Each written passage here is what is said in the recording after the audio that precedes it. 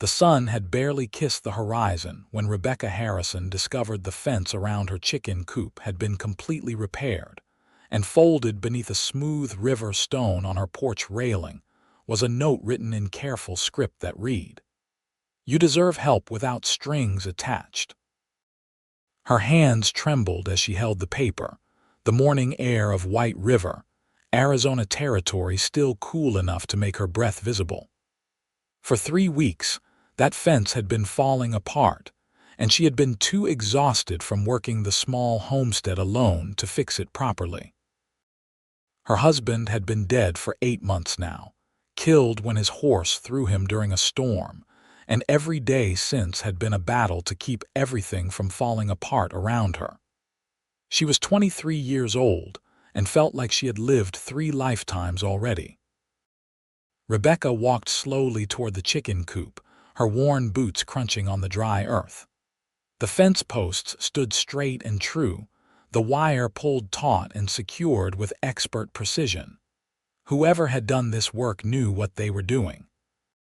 She ran her fingers along the smooth wood, noticing how the rails had been replaced where rot had set in. This was not a quick patch job. This had taken hours of careful labor, done in the darkness or the pre-dawn light while she slept. She looked around the property, searching for any sign of who might have done this. The landscape stretched out in shades of brown and gold, dotted with sagebrush and the occasional juniper. Her small cabin sat on 5 acres that bordered the larger ranches in the area, and while her neighbors had been kind enough after Thomas died, bringing food and offering condolences, she knew they had their own problems to worry about. The drought had been hard on everyone this year of 1883. The chickens clucked contentedly in their secure enclosure, and Rebecca felt tears prick her eyes. It was such a simple thing, really, but it felt monumental. Someone had seen her struggling and helped without asking for anything in return. In her experience, that was rare. Since Thomas died, she had received 3 proposals of marriage from men in town, all of them framed as offers to take care of her situation, as if she were a problem to be solved rather than a person. She had turned them all down, determined to make it on her own, even though the loneliness sometimes felt like it would swallow her whole. She folded the note carefully and tucked it into her apron pocket, then went about her morning chores with a lighter heart than she had felt in months. As she gathered eggs and fed the livestock, she kept wondering about her mysterious benefactor. The handwriting had been educated, the words chosen with care.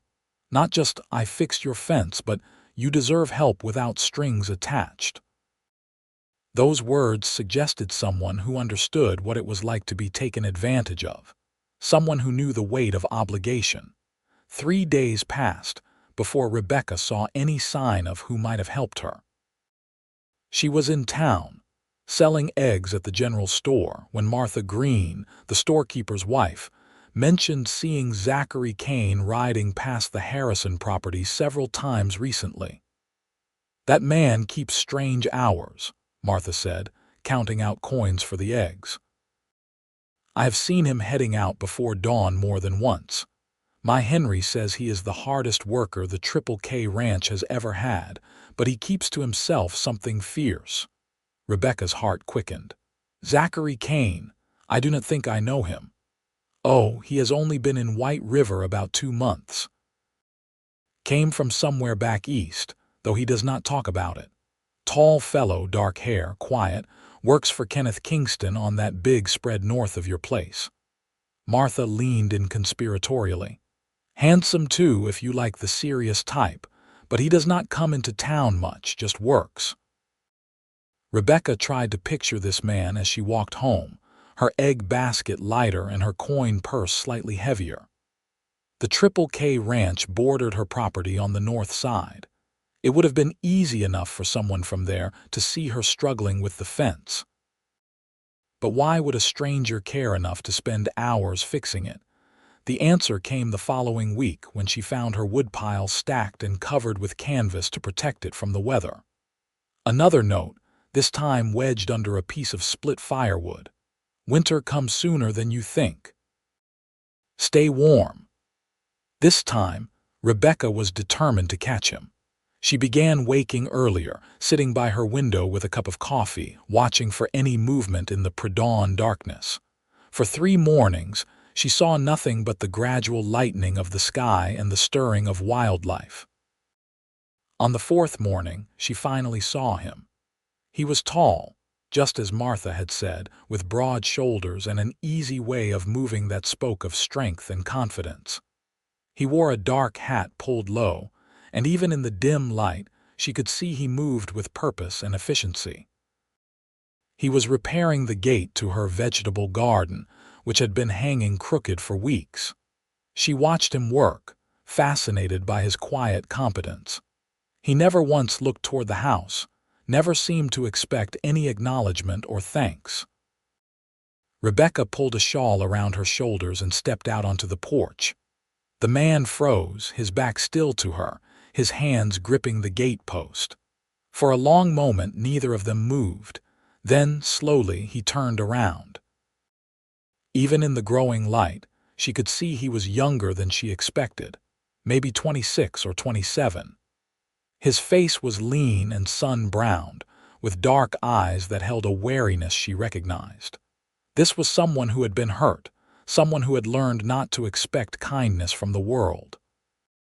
His jaw was shadowed with stubble, and there was a scar along his right cheekbone, thin and white with age.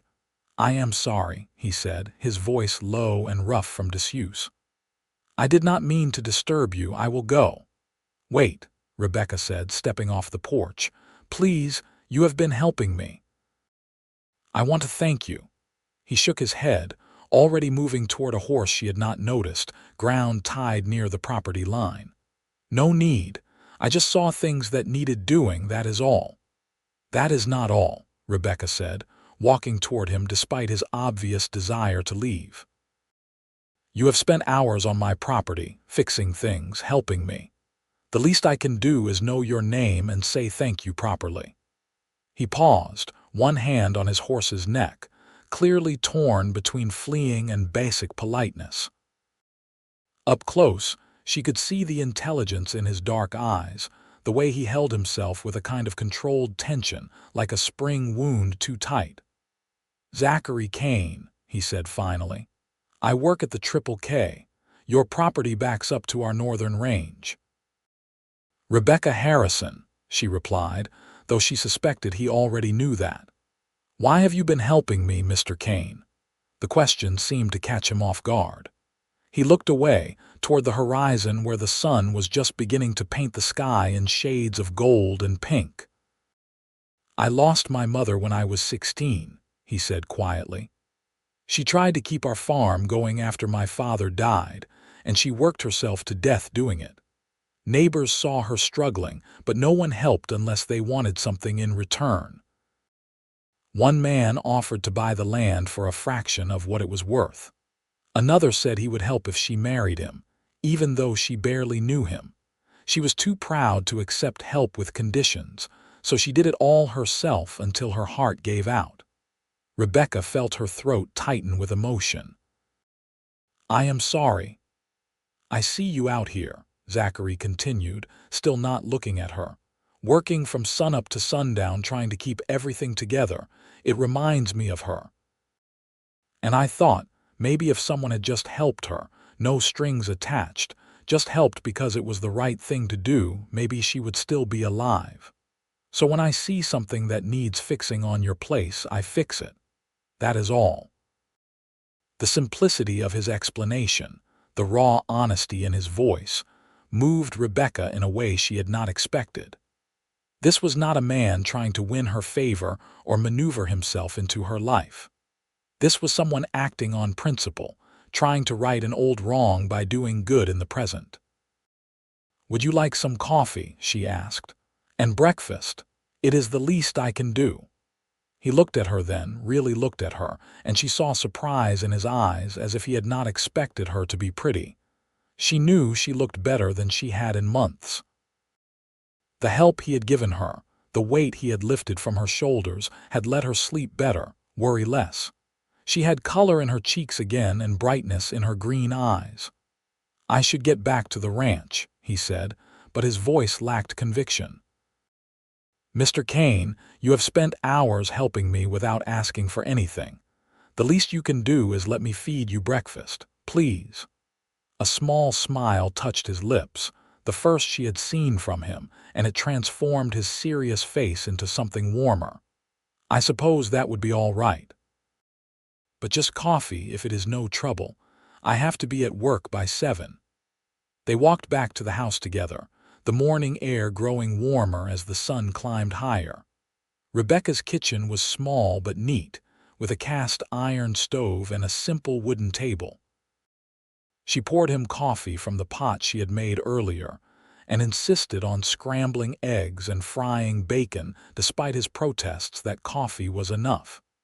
"You need to eat if you are going to work all day," she said firmly. "And I need to feel like I have done something to repay your kindness." They ate in companionable silence at first, both of them unused to sharing meals with someone else. Rebecca had been alone for 8 months, and she suspected Zachary had been alone much longer than that. He ate with good manners, but there was a hunger in the way he approached the food that suggested he did not often sit down to proper meals. "Where are you from originally?" Rebecca asked, refilling his coffee cup. "Pennsylvania," he said. "My family had a farm near Pittsburgh. After my mother died, I could not stay there. Too many memories. I sold the land and headed west. Worked on ranches in Kansas, Colorado, New Mexico. Ended up here about 2 months ago when Mr. Kingston hired me on." "You like it here?" He considered the question seriously. "I like the work. Mr. Kingston is fair, pays on time. The other ranch hands are decent enough, though I do not socialize much. And the land is beautiful in its own way. Different from Pennsylvania, but beautiful." "It is different," Rebecca agreed. "My husband and I came here from Missouri 3 years ago. He wanted his own place, said the opportunities were better out here. We had just gotten the homestead established when he died." "I am sorry," Zachary said, and she could tell he meant it. "That must have been hard." "It was, it still is, but I am managing." She paused, then added, "Thanks in part to you." He looked uncomfortable with the gratitude shifting in his chair. "I did not do much." "You did more than you know," Rebecca said softly. "It is not just the work, though that helps tremendously. It is knowing that someone saw me struggling and cared enough to help. That means something." Their eyes met across the table, and Rebecca felt something shift in the air between them, a recognition of shared loneliness and pain, of understanding that went deeper than words. Zachary looked away first, standing abruptly.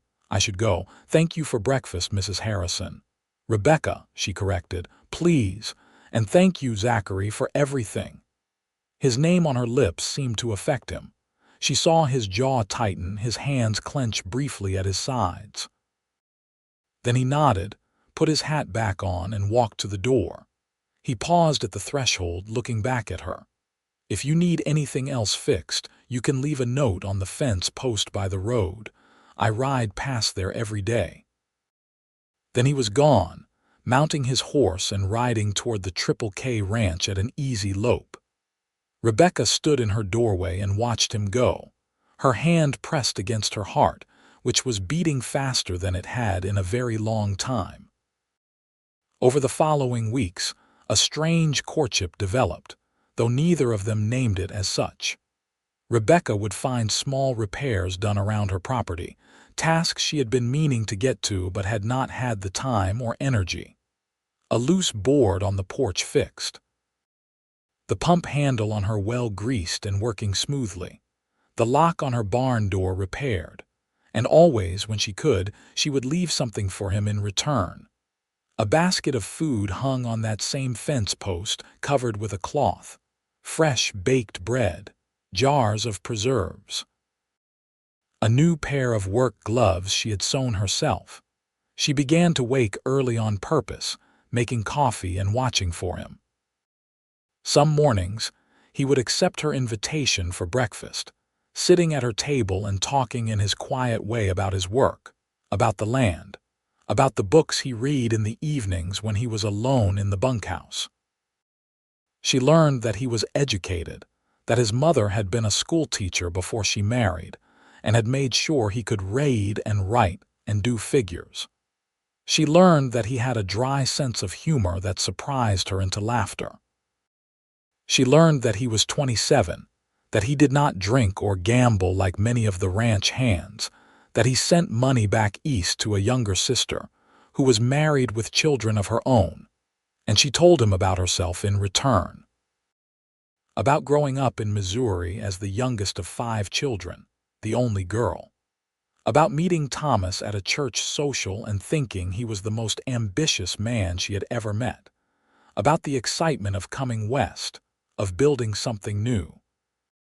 About the crushing loneliness after his death, the way every day had felt like climbing a mountain with no summit in sight. "I thought about leaving," she admitted one morning in early October. "Selling the land and going back to Missouri. My brothers would take me in. But this place is mine, you know.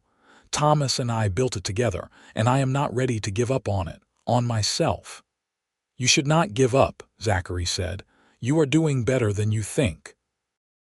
The animals are healthy, the garden produced well this year, and you have managed to keep up with everything despite being alone.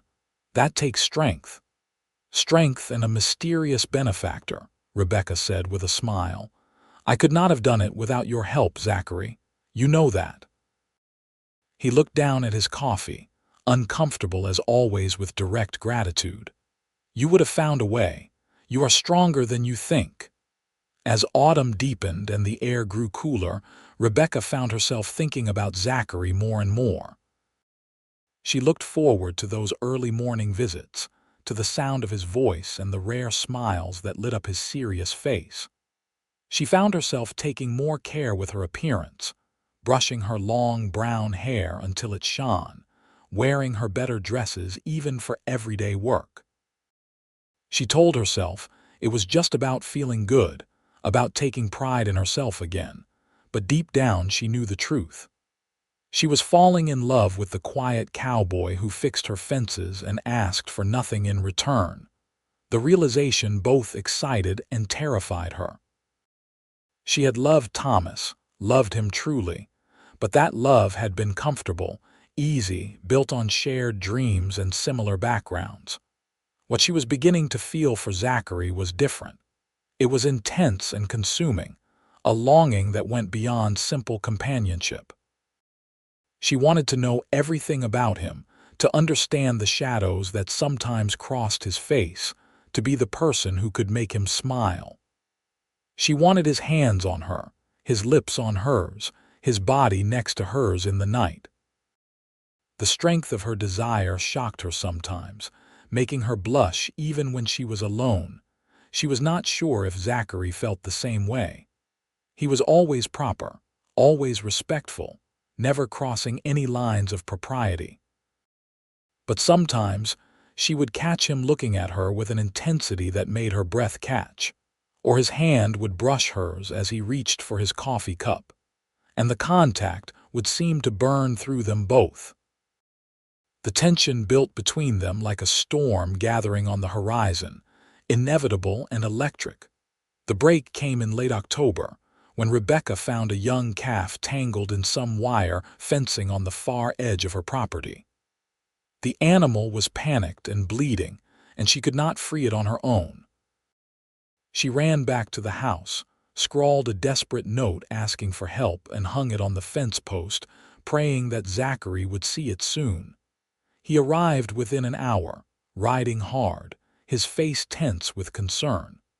Together they managed to calm the calf and cut it free from the wire. The animal had deep gashes on its legs, and Zachary worked quickly to clean and bandage them while Rebecca held the calf still. "It is not as bad as it looks," Zachary said, his hands gentle and sure as he wrapped the wounds. "The cuts are clean." If we keep them from getting infected, it should heal fine. But you will need to check on it twice a day, change the bandages, make sure it is eating and drinking." "I will," Rebecca promised. "Thank you for coming so quickly." "Of course," he said, looking up at her. They were kneeling close together in the dirt, the calf between them, and suddenly the space felt too small and too large all at once. "I told you if you need help, just ask." "I know," Rebecca said softly, "but I hate feeling like I am always taking from you and never giving anything back." "You give me breakfast and conversation," Zachary said. "That is more than I have had in a long time." "Is it enough?" Rebecca asked, the question coming out more vulnerable than she intended. Zachary's dark eyes searched her face, and she saw something shift in them, a wall coming down. "No," he said quietly. "It is not enough, but I do not have the right to ask for more." "Why not?" "Because you are a widow still mourning her husband. Because I am just a ranch hand with nothing to offer. Because I do not want you to think I have been helping you all this time expecting something in return." "What if I want to give you something?" Rebecca asked, her heart pounding so hard she was sure he could hear it. "What if I want more too?" Zachary stood abruptly, putting distance between them. The calf scrambled to its feet and limped toward its mother, who was watching anxiously from nearby. Rebecca stood too, not willing to let this moment slip away. "Zachary, look at me." He turned slowly, and the raw longing in his face took her breath away. This was not a man who felt nothing.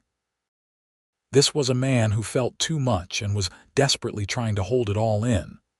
"I think about you all the time," Rebecca said, the words spilling out in a rush. "I wake up excited because I might see you. I go to sleep thinking about the things you said, the way you looked at me. I have not felt this way since, well, since ever really. Thomas was a good man and I cared for him, but this, what I feel for you, this is different. This is bigger." "Rebecca," Zachary said, his voice rough with emotion, "you do not know what you are saying." "I do," she insisted, moving closer to him. "I am 23 years old, not a child. I know my own heart. And I know that you feel something too. I can see it in your eyes every time you look at me." "Of course I feel something," Zachary said, his control finally breaking. "I am half in love with you already, maybe more than half. But that does not mean we should act on it. People in town will talk. They will say I took advantage of you, that I helped you just to get close to you." "I do not care what people say," Rebecca said fiercely. "Let them talk. I know the truth. You helped me because you are a good man with a kind heart. And now I am asking you to stop keeping yourself at a distance. I am asking you to let yourself be happy. Let us both be happy."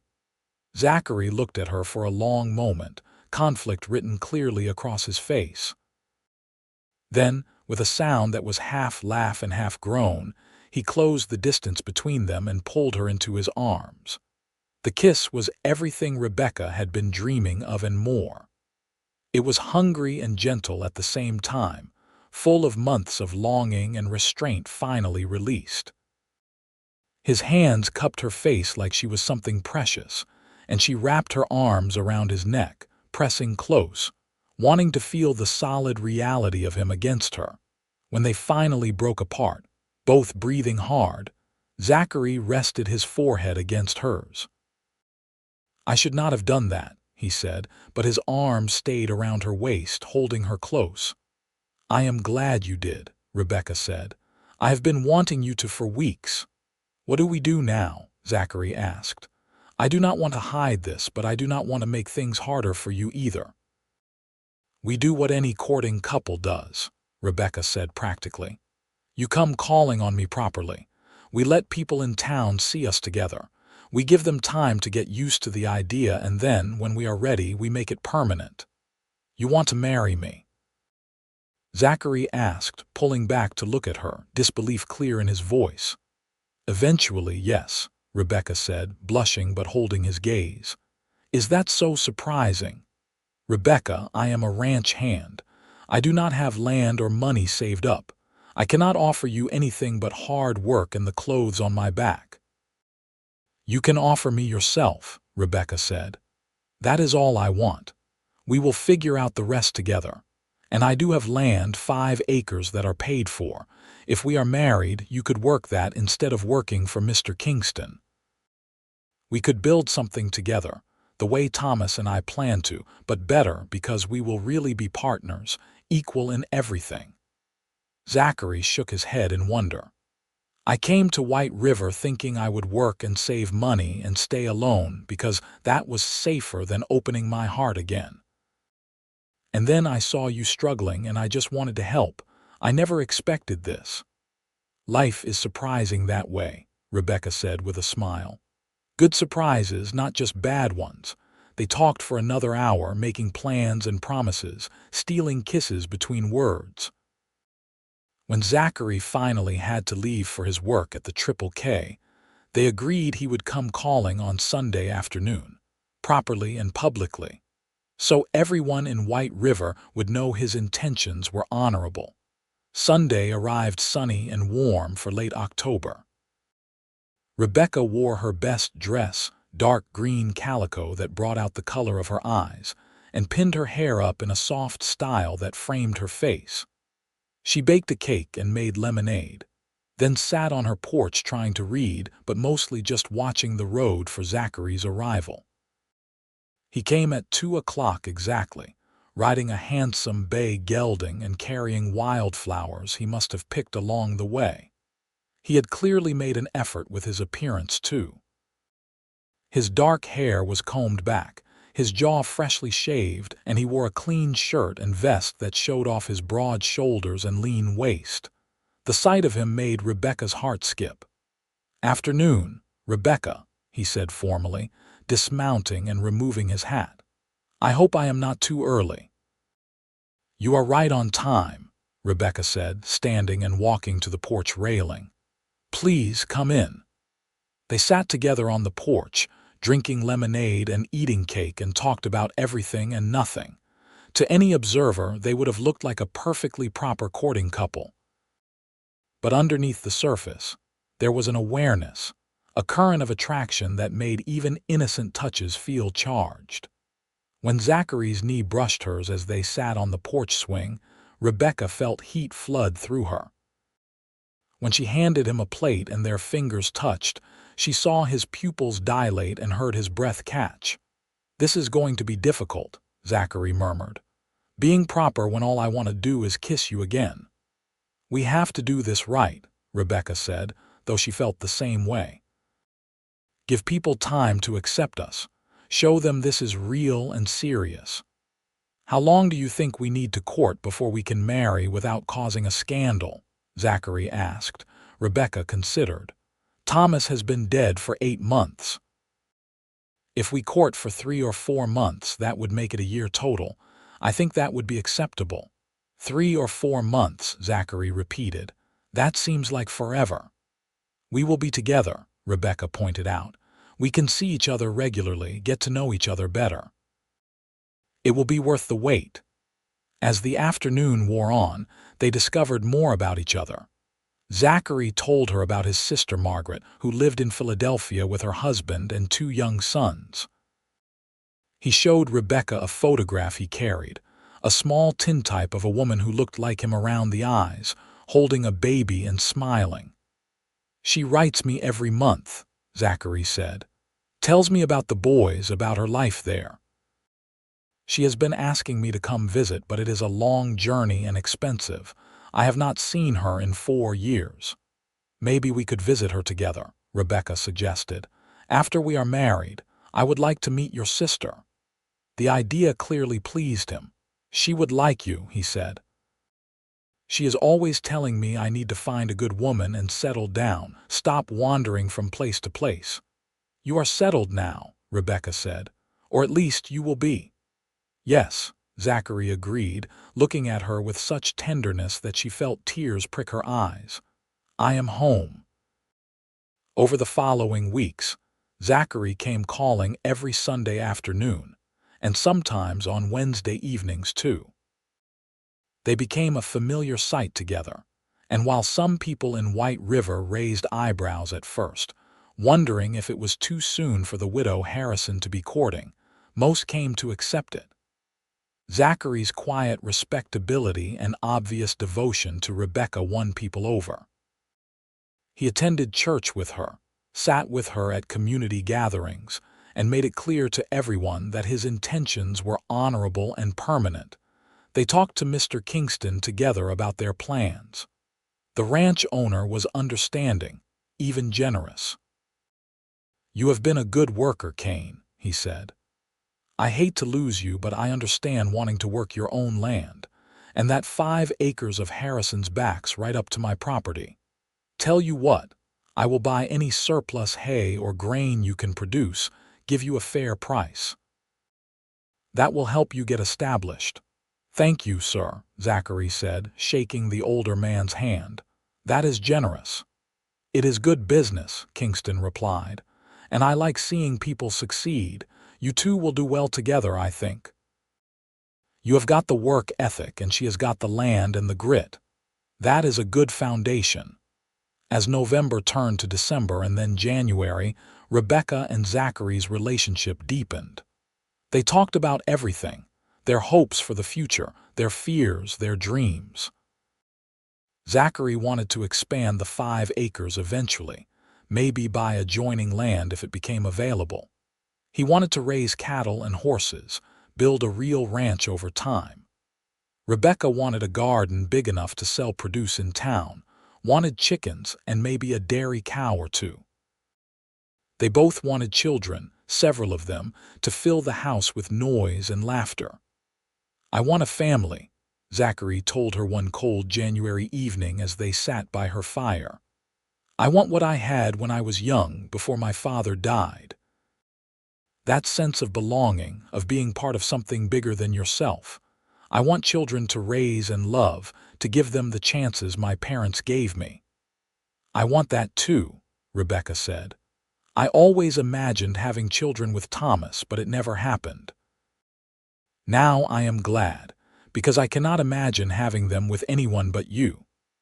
The physical attraction between them continued to build as well, a constant simmer of desire that they both kept carefully controlled. They kissed often, long, slow kisses that left them both breathless and wanting more. But they were careful not to let things go too far, mindful of propriety and the importance of waiting until they were married. "It is not about what people think," Zachary said one evening when Rebecca questioned why they had to wait. "It is about respecting you, respecting what we have. I want our wedding night to be special, to be something we have waited for and chosen deliberately." "Does that make sense?" "It does," Rebecca said, though her body ached for him. I want you so much sometimes it is hard to think about anything else." "I know," Zachary said, his voice rough. "I feel the same way. But we have waited this long. We can wait a little longer." In February, Zachary formally proposed. He took Rebecca to a spot on her property where the land rose slightly, giving a view of the surrounding countryside.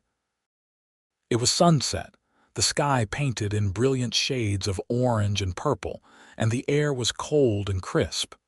He got down on one knee, holding a simple gold band he had bought with money he had been saving. "Rebecca Harrison, you have become my whole world," he said, his dark eyes shining with emotion. "I want to spend the rest of my life making you happy, building a home with you, raising a family with you. Will you marry me?" "Yes," Rebecca said, tears streaming down her face. "Yes, absolutely yes." He slipped the ring onto her finger and stood, pulling her into his arms and kissing her deeply. They held each other as the sun set and the stars began to emerge, both of them overwhelmed with joy and gratitude for the love they had found.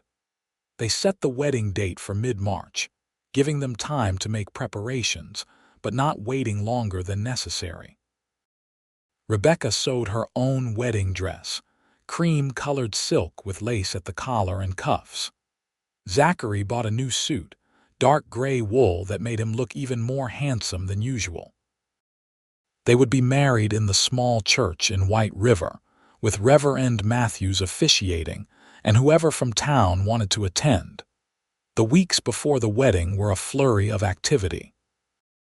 Zachary officially left his job at the Triple K Ranch at the end of February and moved into Rebecca's barn temporarily, converting a section into a small living space so they could work the land together while still maintaining propriety until after the wedding. They worked side by side from dawn to dusk, preparing the fields for spring planting, repairing the cabin and outbuildings, making plans for the future.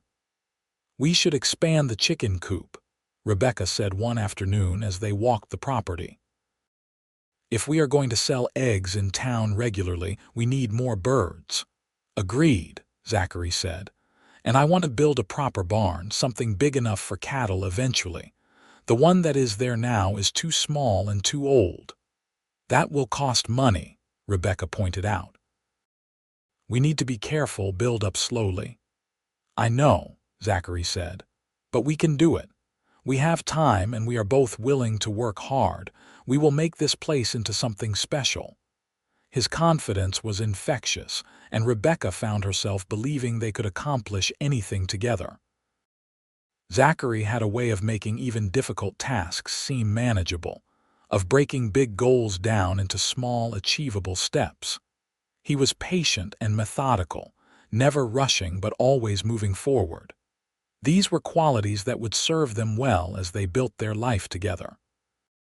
March 15th arrived clear and warm, an unseasonably beautiful day that felt like a gift. Rebecca woke early in her cabin, feeling a mixture of excitement and nervousness that made her stomach flutter. Martha Green arrived at 8 o'clock to help her dress and fix her hair, chattering happily about the wedding and how romantic it all was. "I have to admit, I was skeptical at first," Martha said as she pinned Rebecca's hair into an elaborate updo. "It seemed fast. But seeing you two together, anyone can tell it is real. That man looks at you like you hung the moon." "I feel the same way about him," Rebecca said softly. "I know people think 8 months is not long enough to mourn before remarrying, but Thomas would not have wanted me to be alone and miserable. He would have wanted me to find happiness again." "Of course he would have," Martha agreed. "And you have. Zachary is a good man. You two are going to be very happy together." The wedding ceremony was simple but beautiful. The church was full of people from White River and the surrounding ranches, all dressed in their Sunday best. Zachary stood at the altar with Reverend Matthews, looking nervous and handsome in his new suit, his dark hair slicked back, and his eyes searching for Rebecca as she entered on the arm of John Spencer, one of her neighbors who had agreed to give her away since her family was too far away to attend. As Rebecca walked down the aisle, carrying a bouquet of early spring wildflowers, she kept her eyes on Zachary. His face transformed when he saw her, his serious expression melting into one of pure joy and love. By the time she reached the altar and took his hand, they were both smiling so hard their faces hurt. Reverend Matthews led them through the traditional vows, and their voices rang out clear and strong as they promised to love and cherish each other through all the years to come. When Zachary slipped the second gold band onto Rebecca's finger, completing the set, his hand trembled slightly. When Rebecca repeated the gesture, sliding a plain gold band onto his finger, she saw tears gathering in his eyes. "I now pronounce you husband and wife," Reverend Matthews said with a warm smile. "Zachary, you may kiss your bride." The kiss was gentle and sweet, mindful of their audience but still managing to convey the depth of their feelings. When they broke apart, the church erupted in applause and cheers. They walked back down the aisle together, husband and wife, grinning like fools and holding tight to each other's hands. The reception was held in the church hall, with food and music and dancing. Rebecca had never been much of a dancer, but Zachary surprised her by being quite good at it. He led her through reels and waltzes with easy confidence, one hand at her waist and the other holding hers, guiding her through the steps. "Where did you learn to dance?" Rebecca asked, laughing as he spun her. "My mother taught me," Zachary said. "She said it was an important social skill. I have not danced in years, though. I hope I am not too rusty." "You are perfect," Rebecca said, and meant it. As the sun began to set, they said their goodbyes and headed home to the cabin that was now officially theirs together. Zachary had moved his few belongings into the house that morning, and they had made up the bedroom with fresh linens and wildflowers in a vase on the dresser. It looked beautiful, welcoming, a space that belonged to both of them now. Inside, with the door closed behind them and the reality of being married finally sinking in, they looked at each other with a mixture of desire and nervousness. This was the moment they had been waiting for, the culmination of months of restraint and longing. "Are you nervous?" Zachary asked, reaching out to cup Rebecca's face gently. "A little," Rebecca admitted, "but mostly I am just happy and excited.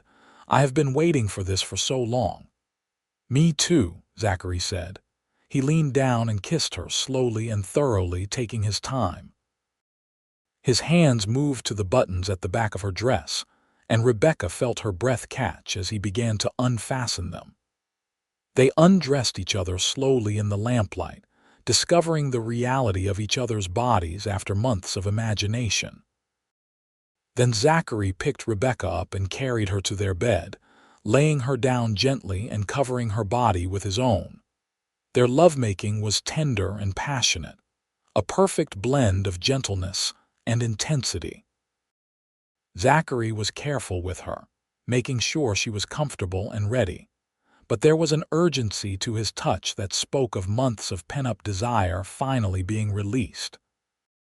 Rebecca gave herself to him completely, holding nothing back, and found a depth of pleasure and connection she had never experienced before. This was what she had been missing, what she had been longing for. Not just physical satisfaction, though that was certainly part of it, but the profound intimacy of being truly known and loved by another person. Afterward, they lay tangled together in the sheets, both of them flushed and happy and utterly content. Zachary ran his fingers through Rebecca's long hair, which had come completely undone, and pressed kisses to her forehead, her cheeks, her lips. "I love you," he said softly. "More than I knew it was possible to love someone." "I love you too," Rebecca replied, her hand resting over his heart. "You saved me, you know. Not just with the fences and the repairs, but in every way that matters. You gave me hope again. You made me want to keep going." "You saved yourself," Zachary said. "You are the strongest person I know. I just helped a little." "You did more than help a little," Rebecca insisted. "You changed my life. You gave me a reason to wake up smiling again." They made love again as the night deepened, slower this time, learning what pleased each other, building a physical vocabulary that would serve them through all the years to come. When they finally fell asleep, wrapped in each other's arms, both of them felt a peace and happiness they had thought they might never experience. The early days of their marriage were a period of adjustment and discovery. They learned each other's habits and rhythms, figured out how to work together and live together without getting in each other's way. Rebecca discovered that Zachary was an early riser who liked to have coffee and watch the sunrise before starting work. Zachary learned that Rebecca sang softly to herself while she cooked and had a terrible habit of leaving her shoes in the middle of the floor. They had small disagreements, as all couples do, about how to organize the kitchen or the best way to manage the livestock, but they always talked through their differences and found compromises. The work of running the homestead was hard but satisfying. Together, they planted spring crops of wheat and corn, expanded the vegetable garden, and repaired fences and outbuildings. Zachary proved to be as hardworking and capable as everyone had said. but working for himself and building something for his own family gave him an energy and enthusiasm that had not been there when he was just a hired hand. Rebecca thrived too, no longer carrying the burden of managing everything alone. With Zachary beside her, even difficult tasks felt manageable. In May, they acquired 2 young heifers from Mr. Kingston, the beginning of what they hoped would eventually be a proper cattle herd. In June, they added more chickens and started selling eggs and vegetables in town regularly, building a reputation for quality products.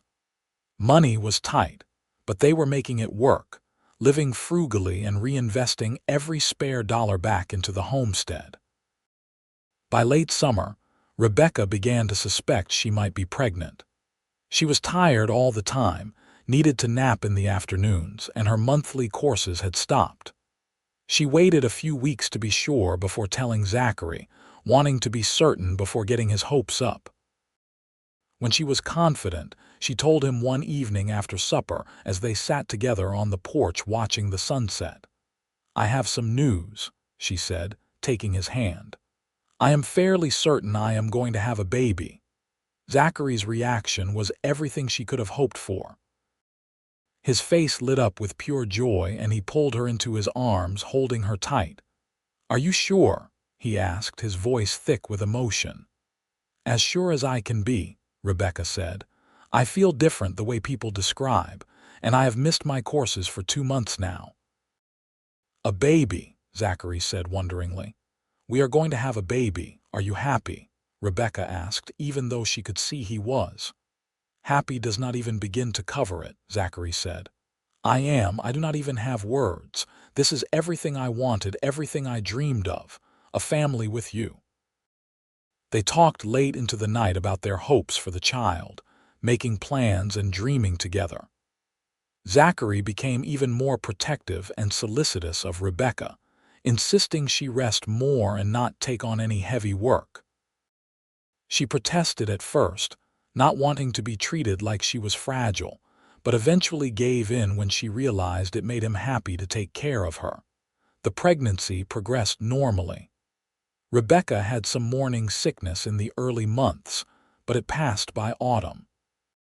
As her belly swelled and the baby's movements became more pronounced, both she and Zachary felt their love deepen even further. This child was a symbol of everything they had built together, a new life created from their love and commitment. In December, Martha Green organized a quilting bee for Rebecca, where the women of White River came together to make blankets and clothes for the coming baby.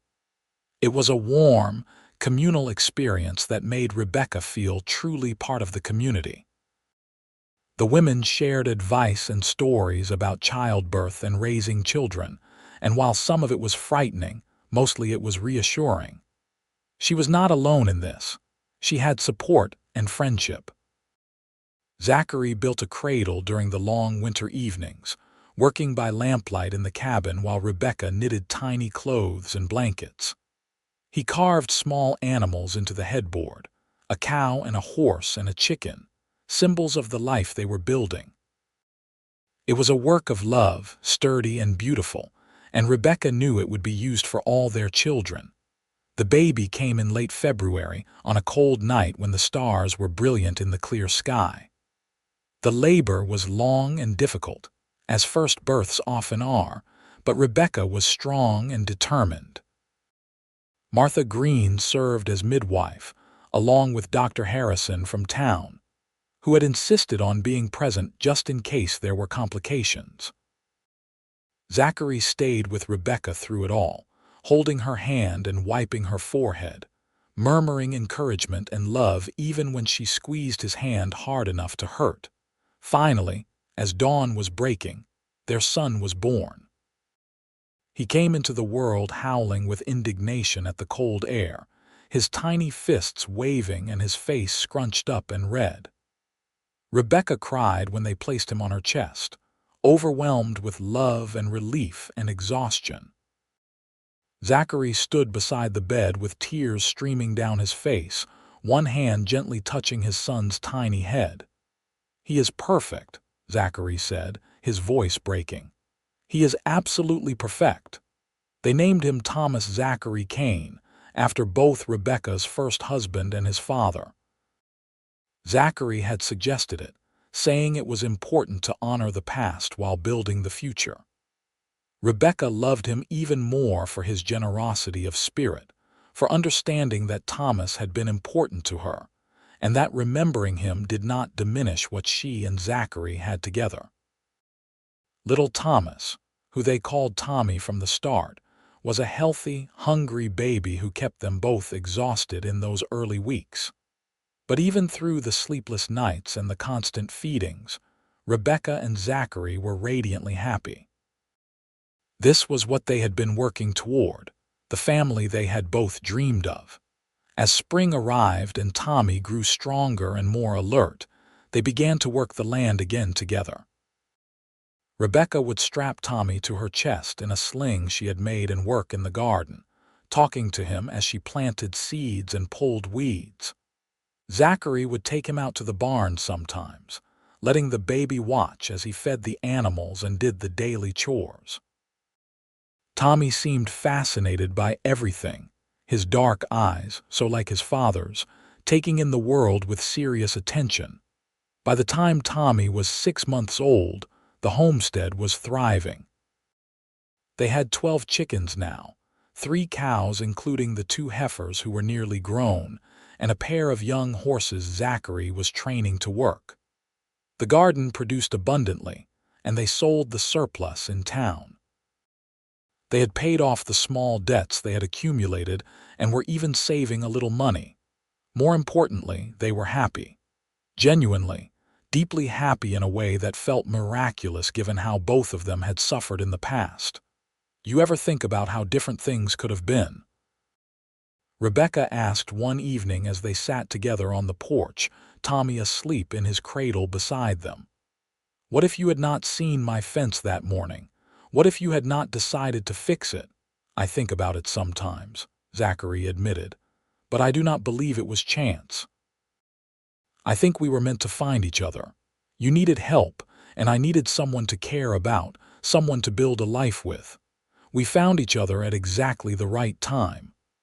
"I am glad you decided to help without strings attached," Rebecca said. "If you had come asking for something in return, I would have sent you away. But because you gave freely without expecting anything, I could see who you really were, a good man with a kind heart. You gave me a reason to stay in one place," Zachary said. "Before you, I was just drifting, working to earn money but not really building anything. You gave me purpose. You gave me a home." 2 years later, they had a daughter, Grace Margaret Kane, named after the concept of unearned favor that had brought them together and Zachary's sister back east. She was a tiny, delicate baby with Rebecca's green eyes and a temperament much calmer than her brother's had been. Tommy, now a sturdy 2-year-old, was fascinated by his baby sister, always wanting to hold her and touch her soft hair. The homestead continued to grow and prosper. By the time Grace was born, they had expanded to 10 acres, purchasing the adjoining land when it became available. They had a proper cattle herd of 15 head and were making plans to build the bigger barn Zachary had dreamed of. The original cabin had been expanded too, with 2 additional rooms added on to accommodate their growing family. Life was not always easy. There were hard years when the weather did not cooperate, when cattle got sick, when money was tight. But they faced every challenge together, supporting each other through the difficulties and celebrating the successes. Their love, which had started with an act of anonymous kindness, had grown into something solid and enduring, a foundation strong enough to build a life upon. They stayed in close contact with Zachary's sister Margaret, writing letters back and forth regularly, and even managing to visit once when the children were older. Margaret and Rebecca became fast friends, and the cousins adored each other. Margaret told Rebecca privately that she had never seen her brother so happy. that marriage and fatherhood had transformed him into someone more open and joyful than he had been since their parents died. Rebecca's family from Missouri visited too, her brothers and their families making the long journey to meet Zachary and see the life their sister had built. They approved of him immediately, recognizing in him the same qualities Rebecca had seen: strength, integrity, and a deep capacity for love and loyalty. Her oldest brother Jack told her she had chosen well, that Zachary was exactly the kind of man their father would have wanted for her. As the years passed, Tommy and Grace were joined by two more children: Sarah, born in 1889, and Daniel, born in 1891. The cabin, which had started as a small two-room structure, grew into a proper house, with 4 bedrooms and a large kitchen and a parlor where they gathered in the evenings. The barn Zachary had dreamed of was built, a solid structure that could house their growing herd and store hay and equipment. The homestead became one of the most successful small ranches in the White River area, known for quality cattle and horses. But more than the material success, what Zachary and Rebecca built was a family full of love and laughter. Their children grew up secure in the knowledge that they were cherished, surrounded by parents who loved each other deeply and showed that love daily through both words and actions. Zachary was a patient, involved father who taught his sons to work hard and treat others with respect, and taught his daughters that they were capable of anything they set their minds to. Rebecca was a nurturing but firm mother who made sure her children were educated, teaching them to read and write and do mathematics, insisting they would have opportunities she and Zachary had not had. On their 10th wedding anniversary, Zachary surprised Rebecca by taking her back to the spot where he had proposed. The children were staying with Martha Green and her family in town, giving them a rare evening alone together. They stood in the same place they had stood a decade before, watching the sunset paint the sky in brilliant colors. 10 years, Rebecca said, leaning against Zachary's chest, his arms wrapped around her from behind. It feels like both forever and no time at all. It has been the best 10 years of my life, Zachary said, pressing a kiss to her hair. Every single day with you has been a gift, even the hard days, Rebecca teased. Like when the cattle broke through the fence and we spent all day rounding them up. Or when all 4 children had the flu at the same time. Even those days, Zachary confirmed, because we faced them together. That makes all the difference. Rebecca turned in his arms to face him. He was 37 now, with a few lines around his eyes and some silver threading through his dark hair. But to her, he was as handsome as he had been that morning she first saw him fixing her fence. More handsome, actually, because now she knew every inch of him, inside and out. "Thank you," she said softly, "for fixing my fence that morning, for seeing I needed help and giving it without asking for anything in return, for being the man you are." "Thank you for giving me a chance," Zachary replied, "for seeing past the surface to who I really was, for loving me and building this life with me. I could not have done any of this without you." They kissed as the sun set, a kiss full of love and history and the promise of many years still to come. When they finally headed back home, walking hand in hand in the gathering twilight, they both felt the profound gratitude that came from knowing they had found something rare and precious. A love built on mutual respect, shared dreams, and the simple act of kindness that had started it all. The years continued to unfold, bringing new challenges and joys. Tommy grew into a strong, capable young man who loved working the ranch with his father. Grace became a teacher, opening a small school in White River for the children of local ranchers and townspeople. Sarah showed an aptitude for business and helped Rebecca manage the financial side of the ranch. Daniel, the youngest, had a way with horses that was almost magical, and he started breeding and training them, developing a reputation throughout the territory. Zachary and Rebecca grew older together, their love deepening with each passing year. They faced losses.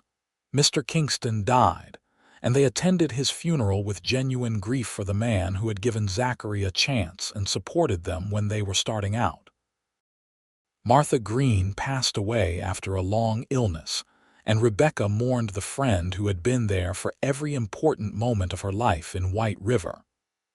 Zachary's sister Margaret wrote to say her husband had died, and they sent money and letters of support, wishing they could be there in person. But there were joys too. Tommy married a sweet girl from town named Elizabeth, and they built a cabin on the far edge of the ranch property, planning to take over the operation eventually.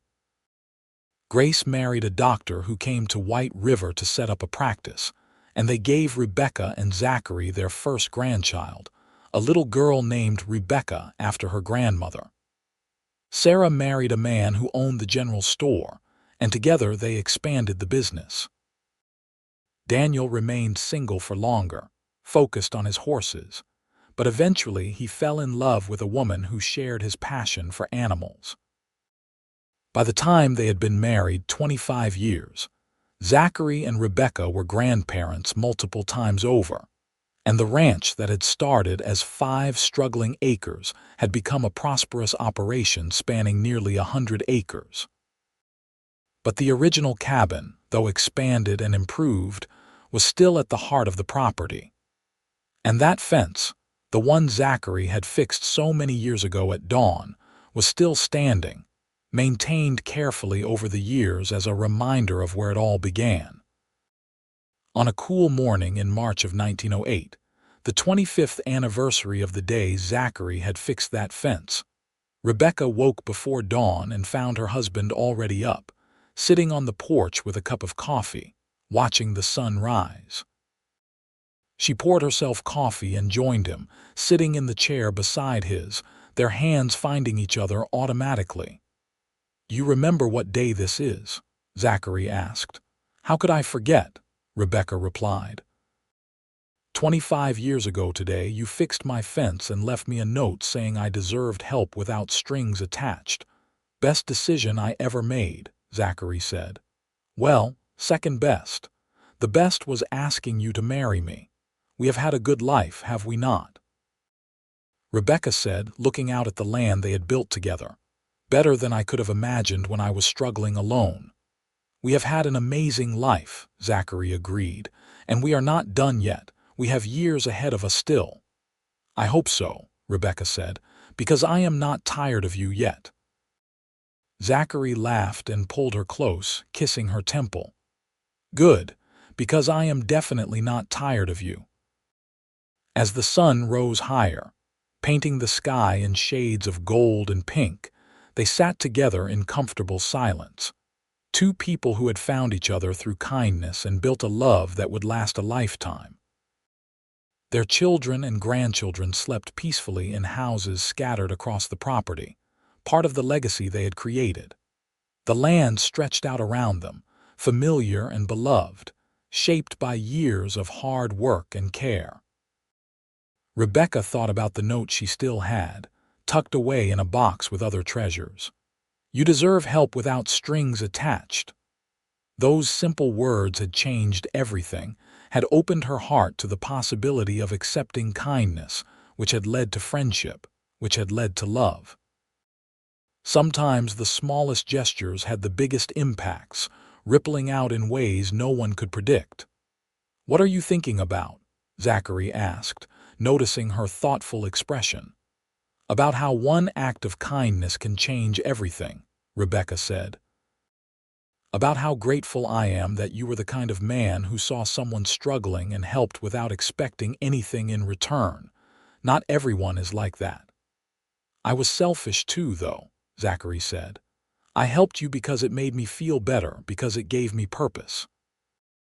And then I fell in love with you, which was the most selfish thing I could do." "Falling in love with me was selfish?" Rebecca asked with amusement. Absolutely, Zachary said, his dark eyes warm with affection. Because now I get to spend my life with the most amazing woman I have ever known. I get to wake up next to you every morning and fall asleep next to you every night. I get to share every joy and every sorrow with you. That is incredibly selfish of me. Well, if you are going to be selfish, I suppose I will be too, Rebecca said, because I feel exactly the same way. They sat together as the sun continued to rise, two people who had found in each other everything they had been looking for and more. The future stretched ahead of them, full of promise and possibility. Their children and grandchildren would carry on the legacy they had built, but the foundation of it all would always be that simple act of kindness on a cold dawn morning, when a lonely cowboy had fixed a struggling widow's fence and left a note that changed both their lives forever. Years continued to pass, each one adding new threads to the rich tapestry of their life together. They celebrated their 30th, 35th, and 40th wedding anniversaries, each milestone marked with family gatherings where children and grandchildren and eventually great-grandchildren came together to celebrate the love that had started it all. Zachary and Rebecca became pillars of the White River community, known for their generosity and wisdom, always willing to help young couples starting out just as they had been helped. When they were both in their 70s, still living in the house they had built together, still working the land though their children did most of the heavy labor now, they would often sit together on the porch in the evenings and talk about their life. They never tired of each other's company, never ran out of things to say. They knew each other so completely that sometimes they did not need words at all, communicating with looks and touches, a language developed over decades of intimacy. "You have any regrets?" Rebecca asked one evening, her hand in his, both of them watching their great-grandchildren play in the yard. "Not a single one," Zachary said immediately. "Everything I have ever done has led me here to you, to this life. How could I regret any of it?" "I feel the same way," Rebecca said. "Even the hard times, even losing Thomas, even those lonely months before you came into my life. All of it was necessary to bring me here to this moment with you." They lived to see the turn of the century, to see automobiles become common and electricity come to White River. They watched the world change around them while their love remained constant, an anchor in a shifting world. Their children thrived, their grandchildren grew and started families of their own, and the ranch continued to prosper under Tommy's careful management. Zachary died peacefully in his sleep at the age of 81, with Rebecca beside him as she had been for 54 years. His last words were, "I love you," and Rebecca held his hand and whispered the same back, her heart breaking even as she felt grateful for every moment they had shared. She buried him on a hillside overlooking the ranch they had built together, under a large oak tree where they had often sat and watched the sunset. Rebecca lived another 3 years without him, surrounded by the family they had created, mourning his loss but never regretting their life together. When she died at 82, her children buried her beside Zachary under that same oak tree. On the shared headstone, they carved both their names and below it, the words that had started it all. "You deserve help without strings attached." The ranch continued to thrive for generations, passed down through the family, each generation adding their own mark while honoring the foundation that Zachary and Rebecca had built. And the story of how it all began, with a lonely cowboy fixing a struggling widow's fence at dawn and leaving a note, was told and retold, a family legend that reminded each generation of the power of kindness, the importance of helping others without expectation of reward, and the way that love, when built on a foundation of respect and genuine care, could last a lifetime and beyond. The original fence, that first one that Zachary had repaired, was eventually retired and preserved, a section of it kept in a place of honor in the ranch house as a reminder of where it all began. And every generation of the family made sure to teach their children that simple acts of kindness could change lives, that helping others without strings attached was not just the right thing to do, but could lead to blessings beyond imagining. The love story of Zachary Kane and Rebecca Harrison became legendary in White River, a tale told to illustrate that true love was possible, that second chances existed, and that sometimes the best things in life came from the simplest gestures of human decency and compassion. Long after both of them were gone, their legacy lived on, not just in the land they had cultivated or the family they had raised, but in the example they had set of what love could be when two people truly chose each other, respected each other, and built something beautiful together from a foundation of kindness and mutual support.